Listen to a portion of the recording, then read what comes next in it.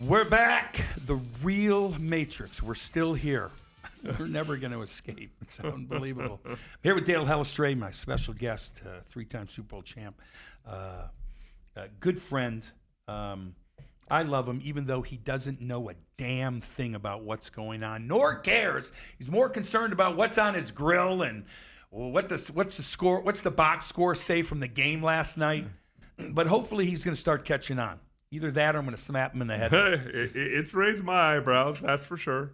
So we got to get back to, I want to just kind of play some other things, kind of wrap up the 9/11 in regards to some unique instances that happened on that very day that most people don't know.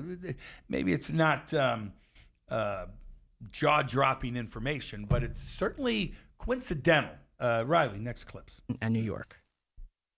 Saddam al-Sakami's passport, discovered below the Twin Towers. Well, Dan, not far from here, a passerby found the passport of one of the hijackers.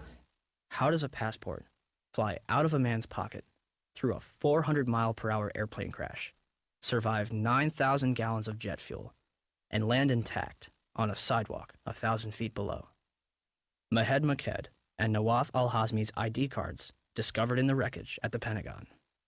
An ID, Saeed al-Ghamdi's passport, Ahmed al-Nami's driver's license, passport photos, and a business card found in Shanksville. The list goes on. A former high-level intelligence official commented to New Yorker magazine, "Whatever trail was left deliberately for the FBI to chase." They used hundreds of different payphones and cell phones, often with prepaid calling cards that are extremely difficult to trace. And they made sure that all the money sent to them to fund their attacks was wired in small amounts to avoid detection. Small amounts? Lieutenant General Mahmoud Ahmed, the director of the Pakistani Inter-Services Intelligence Agency, the ISI, was reported to have wired $100,000 to Muhammad Atta in August 2001. So you saw Robert Mueller, another deep state criminal. If you're a Trump fan or whatever, you realize, wasn't he the investigative, trying to pull rabbit out of a hat, whatever it may be? That's what. And then when you lose him, the next guy comes along who's been put there by these criminals that will continue that same path. They're at war. They're at war with us.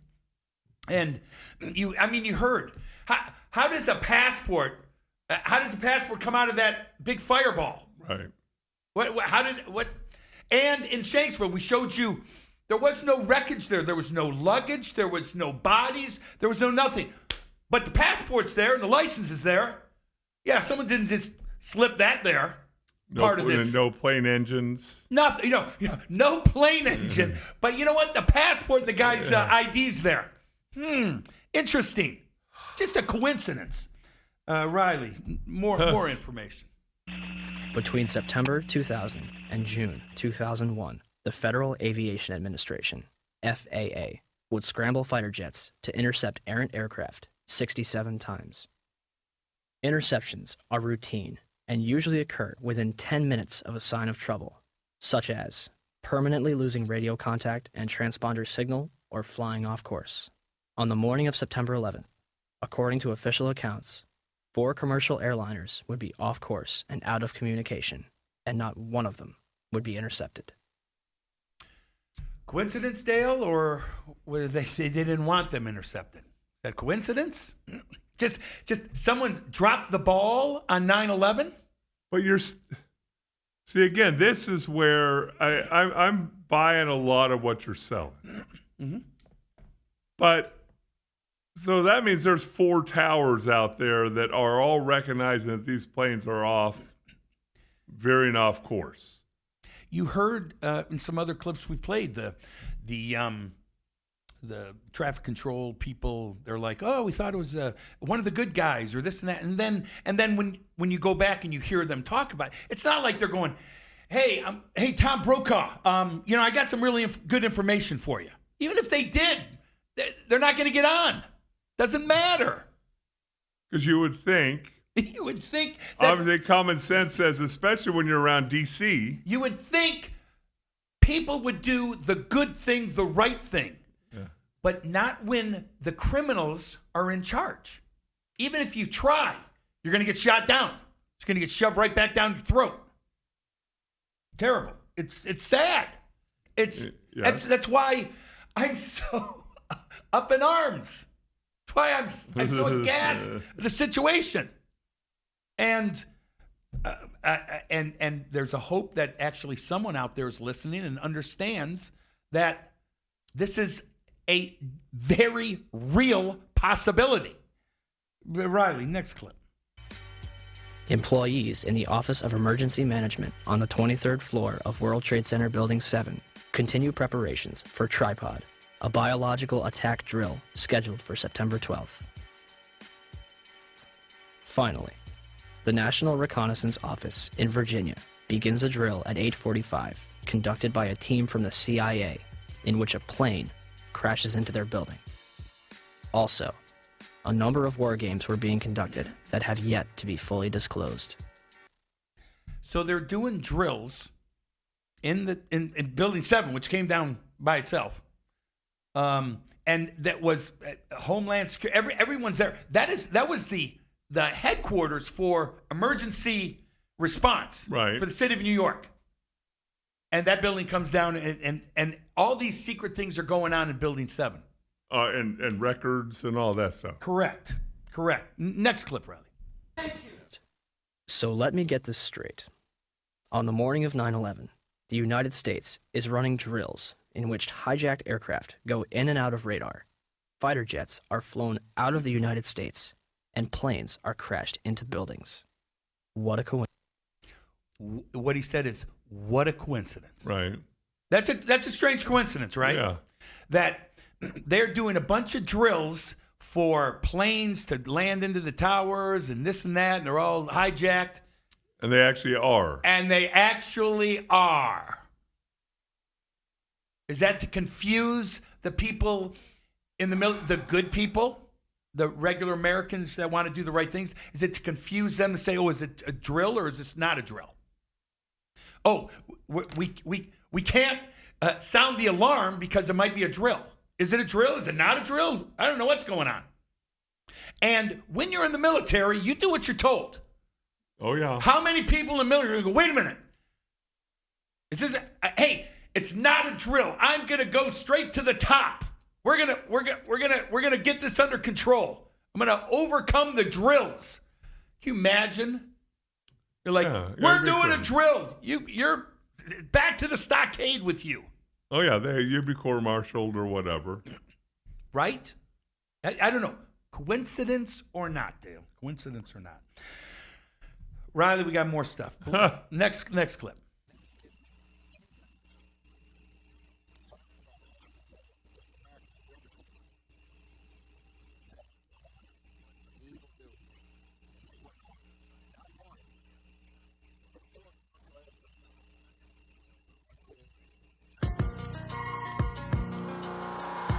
I don't think anybody could have predicted that these people would take an airplane and slam it into the World Trade Center, take another one and slam it into the Pentagon. Nobody in our government, at least, and I don't think the prior government that could envision flying airplanes into buildings on such a massive scale. But that turns out not to be true. U.S. military planners did envision and practice those very scenarios.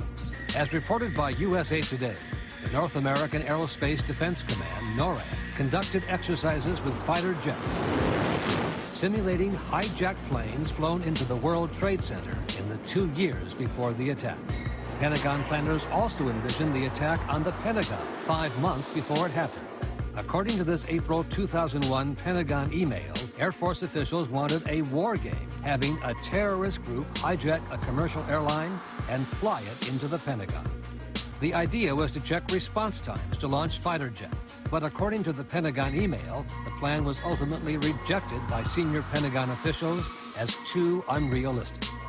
Still to come are big questions about NORAD's response on the day of the attack. Why, despite all the exercises and the planning, Peter, jet fighters were not in place anywhere near New York or Washington. Quite an amazing story. Many thanks, Brian. Okay, there you go. ABC. They just told you everything. Yeah. They told you everything. Told you all the nonsense that should not have happened. There should be questions answered, and people should be held responsible. What happened? Nothing. Nothing. Nothing. So we say, well, how could this not get out? They just said it right there. ABC News, Peter Jennings, and whoever the other guy was. And nobody followed up in the interviews or whatever saying, hey, got a question for you. You're here. These clips that I'm showing you were from 20 years ago. Yeah. Right around that time. This information has been out there for 20 years. Most of the clips I'm showing you wasn't done a year or two ago. It's done over 20 years ago. Right. Who followed up on that? Where's the discussion? Seriously. So I'm not sure the next clip. I know we're going to play a clip here in regards to when you say, well, how could this be covered up? I think we're going to show a clip of people responsible who are in the 9/11 Commission, and they're all associated with like CIA, legalese, their attorneys, they're with Boeing, United Airlines. I don't know if this is the next clip. If it's not, I apologize. We're going to get to it, but Riley, play the next clip. In late January 2002, Senate Majority Leader Tom Daschle receives calls from both President Bush and Vice President Dick Cheney, urging him to limit the investigation to the House and Senate committees. The administration would continue to oppose the investigation until November 2002, when Congress creates the National Commission on Terrorist Attacks upon the United States to make a full and complete accounting of the circumstances surrounding the attacks. Democratic leaders concede several aspects after the White House threatens to create the commission by executive order, giving themselves considerable control. President Bush officially signs it into law November 27, 2002, and names Henry Kissinger as chairman of the 9/11 Commission. The Chicago Tribune puts it best. Kissinger is known more for keeping secrets from the American public than telling the truth. On December 13, 2002, Kissinger resigns from the 9/11 Commission, due mostly to a congressional demand that he disclose his private business clients. It would later be revealed that Kissinger was a chief advisor to the Bush administration regarding the Iraq War, a lie which has now cost more American lives than 9/11 itself. Thomas Kean and Lee Hamilton are named as chairman and vice chairman of the 9/11. So we're going to go over the 9/11 Commission right here. So Right. Just a little, but Henry Kissinger put in charge. He was one of the most staunch supporters of New World Order, one world government, Right. and anti-American, as anti-American as you can get. Why did I think Henry Kissinger was Russian or something? Well, put it this way. He wasn't for America. I don't care where he's from, where he lived. He wasn't for America or Americans. You saw the two that were in charge, Thomas Kean. We've seen him before earlier in the show or last show in regards to, he said, when they were asking him, well, why didn't you look for explosives, or how did Building 7 come down with nothing hitting it? He said, well, it wasn't, we didn't care. Or it was whatever he said, it was just nonsensical. It was not an answer. And now, he's on the commission with this other guy. Well, let's play that, and I'll read over who they are. If you can see that, you can read it yourself. But for those, if you're involved in a podcast, I'll try to read it out. Go ahead, play that. So you got Thomas Kean. He was, and now this guy, Lee Hamilton. Homeland Security, CIA, Army, Commission for National Security. How about this lady, Jamie Korlick? Department of Defense, Department of Justice, defense contractor. This guy, whatever. Attorney for American Airlines, Boeing, and a CIA drug runner. And this guy, Boeing, Lockheed Martin, legal representatives of these guys. plus Center of National Policy. What's that? Fred Fielding. He was with Nixon, United Airlines, League of Representatives, Blackwater, USA. Shady dealings there. Executive with them. And this guy, John Lehman, is Senator for Security Policy, Security Advisory Council, Project for New American Century. What's that? See, all of these guys are involved in all of these non-government agencies, non-profit organizations that are done with rich, wealthy people that want to get their way. And they figure out ways to try to push America into what they want to do. That's all they do. We're finding out about some of those things with this Doge thing. Yes. Absolutely. 100%, Dale. 100%. It's been going on for years and years and years. And when you say, well, how did these people get... It's been going on for years and years and years. It's going on here. This was 25 years ago. It's been going... So you think they're going to hire someone who's doesn't have the same stance as them? Right.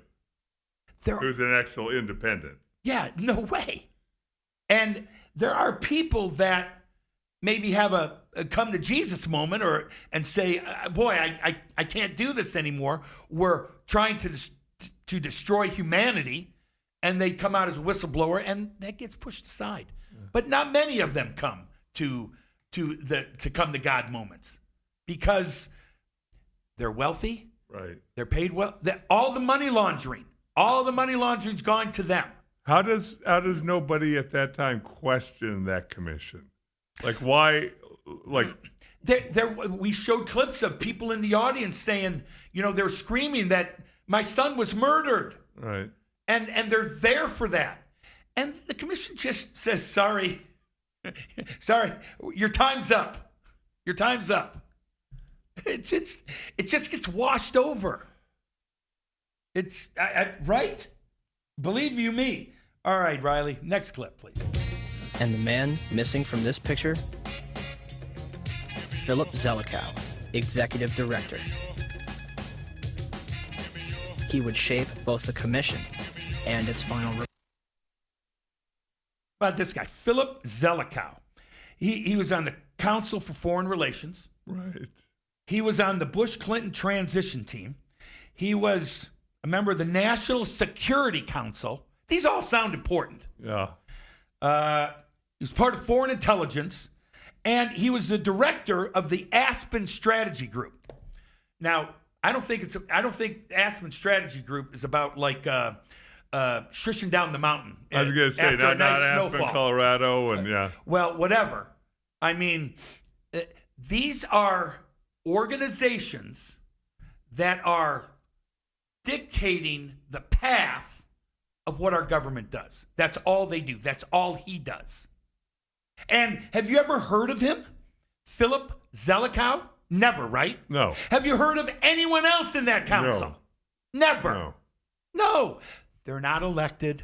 They're selected. Right. That's the same with our government. And we'll go over how our elections have been rigged for years and years and years. People aren't elected. They are selected. I'll open up your eyes to that too, unfortunately. But all of these people carry great power, great weight. Where's a firefighter on the commission? Where's a policeman or a sub or an architect or an engineer that can talk about how these buildings came down? These buildings came down, they said, because of fire.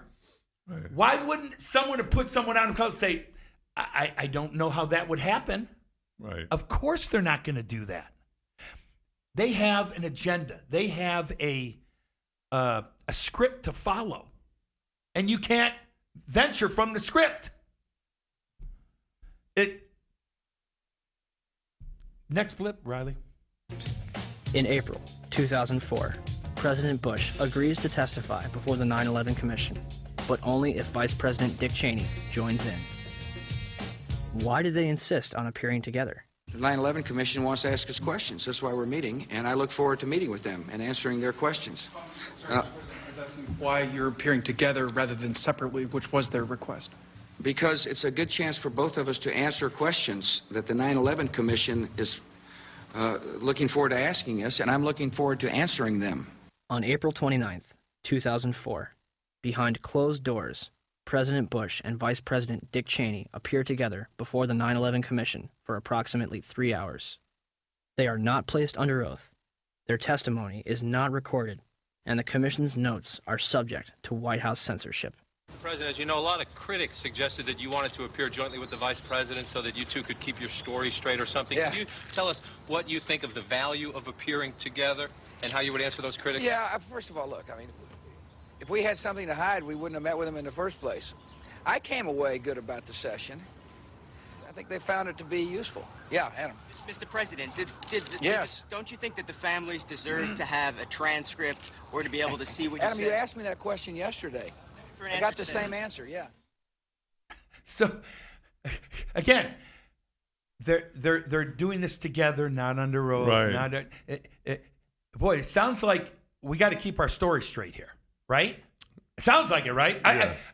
It might just be a coincidence that it sounds like that, but it sure sounds like that to me. And it gets us back to what we did in the beginning of the show, the Bush family. They're all associated with. Yeah, 9/11. and that's disappointing, obviously, to hear. I mean, I still remember the first pitch. Yes, it sounds great. He made a great pitch. Yeah. First pitch in All-Star game or World Series, whatever it was. Yeah.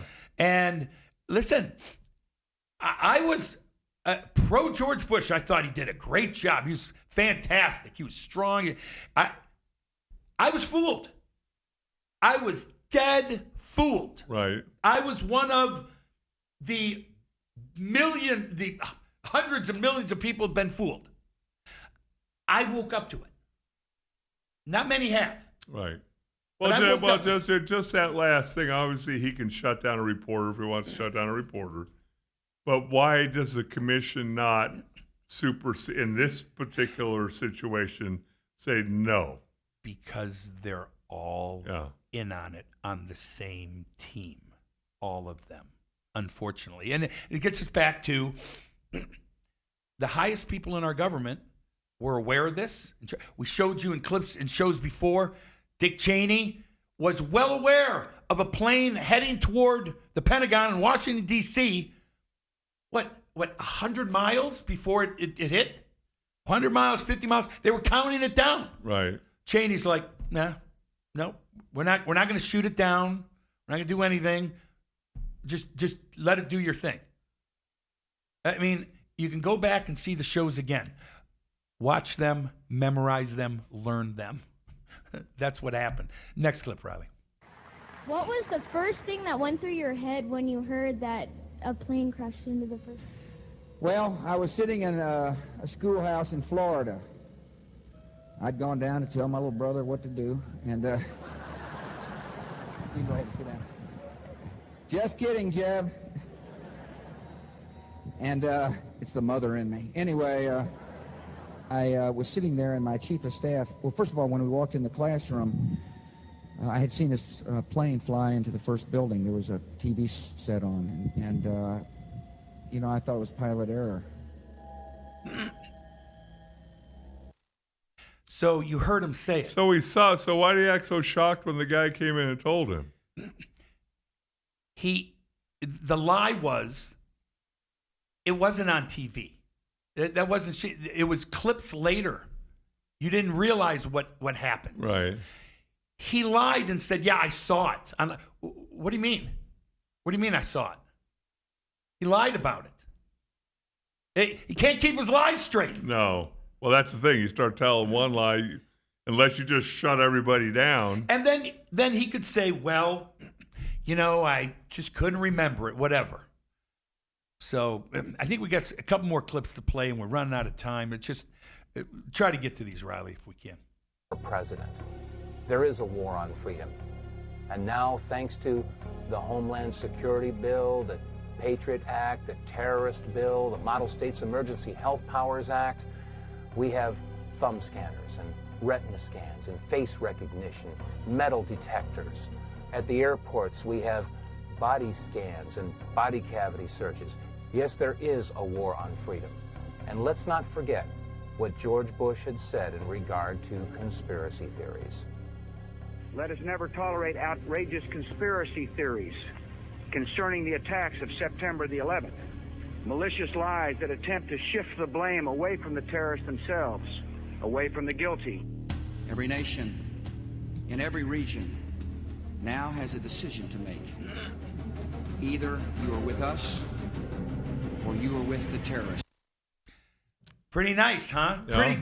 Pretty good. Hey, we didn't do anything. You're with us or you're against us. So stop thinking that we were part of this. You're with us or you're against us. If you start thinking that we were behind this, you're one of them. I mean, he said it. It sounds right out of some mafioso or Right.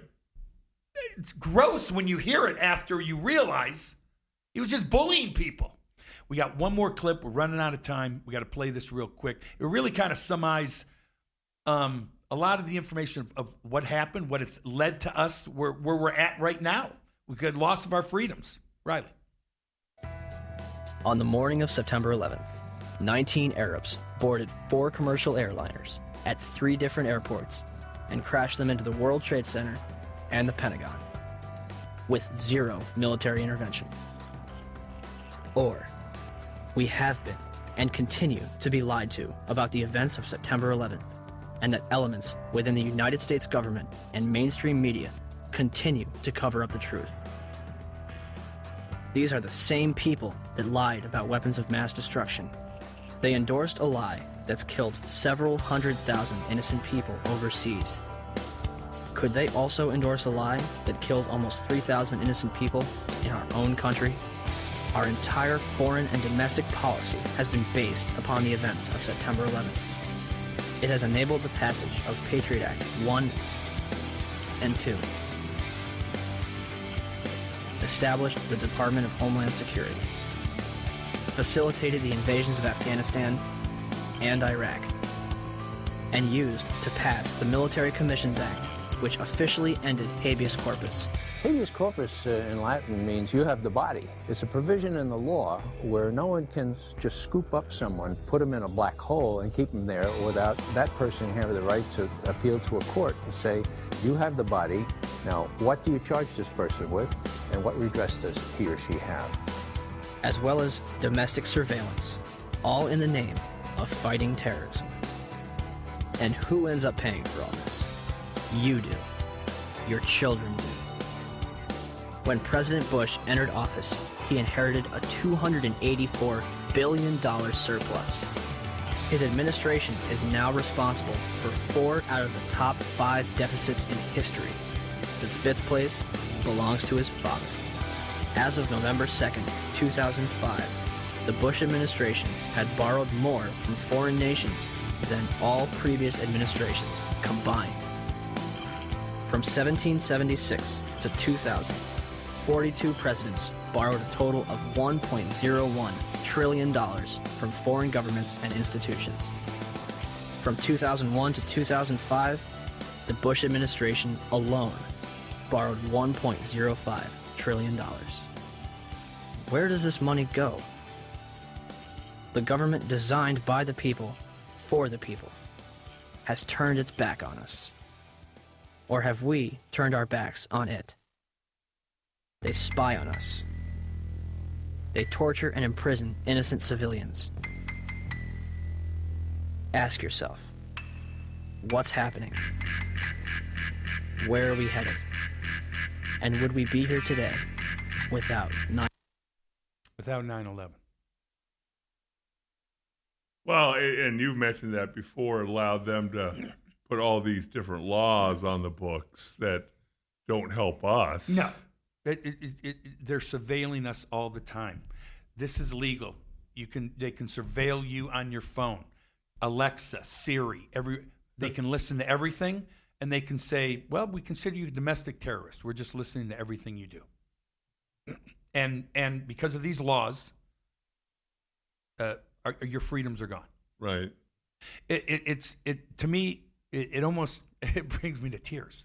It's really just seriously dangerous what we have given up. Can these next 3 years take all that nonsense away, or? I mean, and here's the thing: people always get caught up in Republican, Democrat, Republican. These are Republicans. All you Republicans out there, these are anti-American traitors.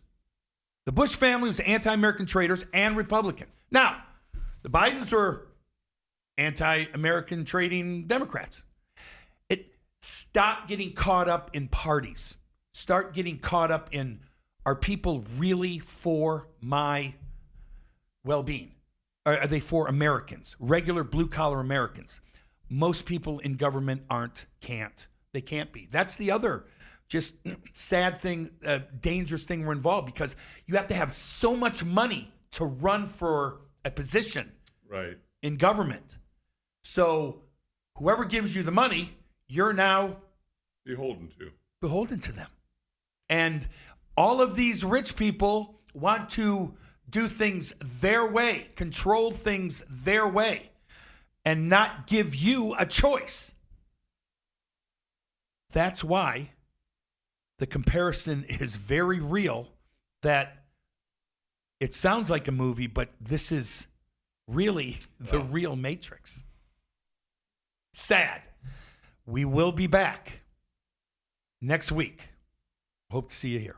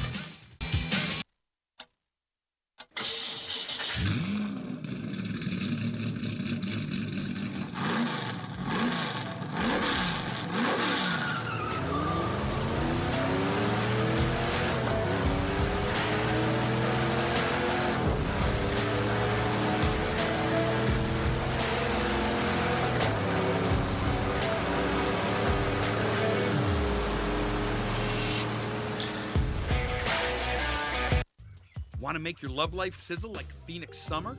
Summit Male Medical guarantees to help you with ED or premature issues, or we won't charge you. We've helped tens of thousands of patients here in the Valley since 2008. Please compare our most experienced medical staff and low-price treatments to anybody. If you've talked to the rest, it's time to come to the best. Put the sizzle back in your love life. 480-398-1000 or go to summitmalemedical.com. Summit Medical, love for life.